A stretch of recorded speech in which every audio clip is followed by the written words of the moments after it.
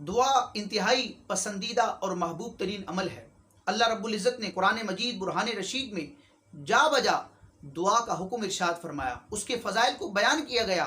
सरकार अलैहिस्सलाम ने खुद भी दुआ मांगी, अपने ग़ुलामों को भी दुआ मांगने का हुक्म इरशाद फरमाया और दुआ के फ़ज़ाइल बयान फरमाए। आला हज़रत इमाम अहले सुन्नत ने फ़तावा ज़रिया में एक मकाम पर इस हवाले से लिखा कि अहादीसे मुस्तफ़ा इस बाब में यानी दुआ के हवाले से इतनी हैं कि सरहदे तवातुर पर खैमा जन है, जिनका शुमार नहीं किया जा सकता।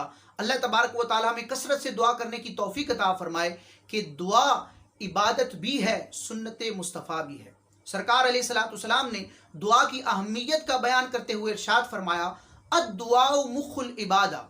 मुखुन अरबी ज़बान का लफ्ज़ है, इसका माना है मग़ज़ गूदा, यानी दुआ इंतहाई अहम इबादत है, इबादत का अहम रुकन है। अद्दुआउ मुखुल इबादा, अद्दुआउ मुखुल इबादा, अद्दुआउ मुखुल इबादा। दुआ इबादत का मग़ज़ है।